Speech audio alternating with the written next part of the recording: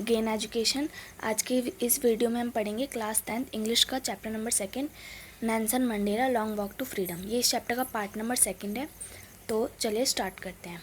In life every man has twin obligations, obligation to his family, to his parents, to his wife and children, and he has an obligation to his people, his community, his country. तो देखो यहाँ पर Nelson Mandela कह रहे हैं कि हर एक इंसान की लाइफ में दो जिम्मेदारियाँ होती हैं। पहली जिम्मेदारी होती है उसकी फैमिली के लिए, दूसरी होती है उसकी कम्युनिटी, उसकी कंट्री और सोसाइटी के लिए। ठीक है। In a civil and in human society each man is able to fulfil those obligation according to his inclination and ability. तो यहाँ पर नेल्सन मंडेला कह रहे हैं कि हर एक इंसान अपनी दोनों ऑब्लिगेशन को फुलफिल, अपनी दोनों जिम्मेदारियों को फुलफिल करने में एबल रहता है उसकी एबिलिटी के हेल्प से। लेकिन साउथ अफ्रीका जैसी कंट्री में जो इंसान मतलब ब्लैक कलर्ड पैदा हुआ है उसके लिए दोनों ऑब्लिगेशन फिल करना बहुत इम्पॉसिबल है ना। क्योंकि साउथ अफ्रीका में क्या है कि जो ब्लैक कलर्ड लोग होते हैं उनको पनिश्ड करा जाता है और आइसोलेटेड करा जाता है। आइसोलेटेड मतलब दूसरे लोगों से दूर रखा जाता है। ठीक है। अगर कोई साउथ अफ्रीका में कोई भी इंसान अपनी दोनों ड्यूटीज़ को फुलफ़िल करना चाहता है तो उसे पनिश करा जाता है और उसको क्या कर दिया जाता है, उसकी फैमिली से दूर कर दिया जाता है, उसकी फैमिली से, उसके घर से दूर कर दिया जाता है। और फिर वो इंसान क्या करता है, पूरी लाइफ रेबेलियन यानी कि पूरी लाइफ अपनी स्ट्रगल में बिताने लगता है अपनी फ्रीडम के लिए। ठीक है। तो अगर I did not in the beginning choose to place my pupil above my family, but in attempting to serve my pupil I found that I was prevented from fulfilling my obligation as a son, as a brother, as a father and a husband। तो Nelson Mandela क्या कह रहे हैं कि शुरुआत में तो मैंने अपनी फैमिली को ज़्यादा प्रायोरिटी दी थी अकॉर्डिंग टू माई सोसाइटी, है ना। लेकिन बाद में मैंने अपनी ड्यूटी को अपनी सोसाइटी और फैमिली के लिए समझने लगा था। जब मैं पैदा हुआ था तब मुझे फ्री यानी फ्रीडम की इतनी हंगर, इतनी भूख नहीं थी, है ना। तब मैं फ्रीडम के बारे में इतना ज़्यादा अच्छे से नहीं जानता था, है ना। उस टाइम पे मेरे लिए फ्रीडम क्या थी, खेतों में दौड़ना, अपने घर के पास स्विम करना, तैरना, है ना, और अपने गांव में रन करना, ये सब मेरे लिए, और बैलों पर चढ़कर घूमना, ये सब मेरे लिए फ्रीडम थी, है ना। और कह सकते हैं कि पूरी तरीके से फ्री रहना, है ना, पूरी तरीके से फ्री रहना, पूरे गांव में घूमना, खेतों में घूमना, यही मेरे लिए फ्रीडम थी। मुझे पहले इस फ्रीडम के बारे में अच्छे से नहीं पता था, लेकिन जैसे जैसे मैं बड़ा हुआ, अपने बॉयहुड से निकला, तब मुझे लगा कि जो मेरी फ्रीडम थी अपनी, जब मैं बचपन में जो मेरी फ्रीडम थी वो क्या थी, एक इल्यूशन थी, एक भ्रम जाल था, है ना।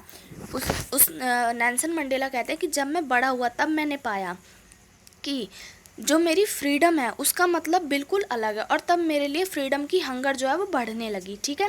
पहले जब मैं स्टूडेंट था मेरे लिए फ्रीडम क्या थी कि मैं कहीं भी दोस्तों के घर घूमने जाऊं, जो मेरा मन करे वो पढूं, जिस स्कूल में मैं जाना चाहूँ वहाँ जाऊं, है ना। उसके बाद जब मैं जॉन्सबर्ग में बड़ा हुआ तब मेरे लिए फ्रीडम क्या थी कि मैं एक ऑनरेबल मतलब एक सम्माननीय लाइफ जीऊँ, और जो मुझे अचीव करना है वो अचीव करूँ, जो मुझे जिस तरीके का काम करना है उस तरीके का काम करूँ, और पूरी एक फ्री लाइफ जीऊँ।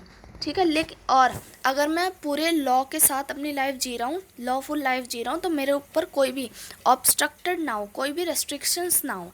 लेकिन धीरे धीरे मेरी ये जो फ्रीडम का मीनिंग है ये पूरी तरीके से बदलने लगा। धीरे धीरे मुझे लगा कि अगर मेरे भाई या बहनें फ्री नहीं हैं तो मैं भी फ्री नहीं हूँ, है ना।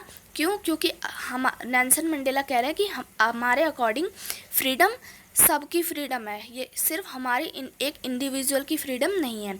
इसलिए उन्होंने बाद में क्या, अफ्रीकन नेशनल कांग्रेस नाम की पार्टी ज्वाइन करी और फ्रीडम के लिए बहुत ज़्यादा स्ट्रगल करने लगे। ठीक है।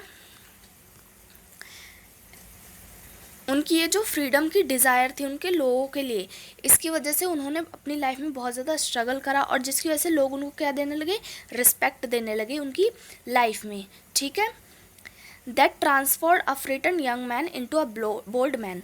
और इसी फ्रीडम की स्ट्रगल ने उनको एक साधारण इंसान से एक बोल्ड मैन में चेंज कर दिया, मतलब एक संघर्ष करने वाले व्यक्ति में चेंज कर दिया। ठीक है।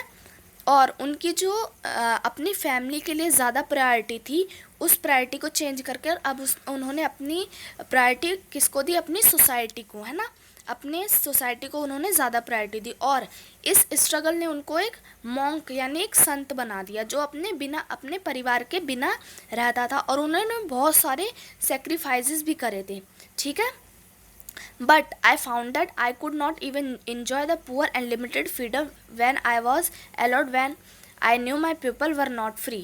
लेकिन उनको क्या लगता था हमेशा से ही कि अगर मैं ये कह सकते हैं कि जब मुझे ये दिखता है कि मेरे आसपास के लोग फ्री नहीं हैं, तब मैं ये पाता हूँ कि मैं भी फ्री नहीं हूँ, मेरी जो फ्रीडम है वो भी फ्री नहीं है। क्यों? उन्होंने बोला कि फ्रीडम इज़ नॉट इंडिविजुअल, मतलब फ्रीडम इज़ इंडिविजुअल, मतलब कि जो फ्रीडम है हम उसको डिवाइड नहीं कर सकते। अगर हमारी चेन में कोई एक पर्सन भी फ्री नहीं है तो इसका मतलब उस पूरी चेन में कोई भी फ्री नहीं है ना। नेल्सन मंडेला का मानना क्या था कि जो ऑपरेसर मतलब जिस पे अत्याचार करा जा रहा है, अगर वो फ्री नहीं है तो जो अत्याचार कर रहा है यानी जो ऑपरेस्ड है, यानी जो अत्याचार कर रहा है और जिस पर अत्याचार करा जा रहा है, दोनों ही व्यक्ति फ्री नहीं है। अत्याचार करने वाला एक प्रिजनर ऑफ हेट्रेड में बंद है, मतलब कि उसकी जो आज़ादी है वो हेट की प्रिजन में, यानी कि कह सकते हैं कि हम नफ़रत की जेल में कैद है ना, और लोग उसको एज एक नेगेटिव पॉइंट से देखते हैं, इसलिए वो भी फ्री नहीं है। उनके लिए फ्रीडम का मतलब क्या होगा? जब कोई भी इंसान किसी से भी उसकी फ्रीडम ना छीने और सब अपनी अपनी फ्रीडम को फुल्ली एंजॉय करें, ठीक है। तो देखिए, the oppressed and the oppressor alike are robbed of their humanity. यहाँ पर नेल्सन मंडेला कह रहे हैं कि जो ऑप्रेस्ड और ऑप्रेसर है यानी कि जो अत्याचार करने वाला है और जिस पर अत्याचार हो रहा है, दोनों ही एक दूसरे की ह्यूमैनिटी यानी कि इंसानियत को छीन रहे हैं। इसलिए हमें हर एक पर्सन को फ्री करना है, चाहे वो ऑप्रेसर हो, चाहे ऑप्रेस्ड हो, चाहे एक सिंपल साधारण पर्सन हो, ठीक है। तो यहीं से हमारा चैप्टर होता है ख़त्म। अगर आपको वीडियो अच्छी लगी हो तो वीडियो को लाइक करना और चैनल को सब्सक्राइब करना।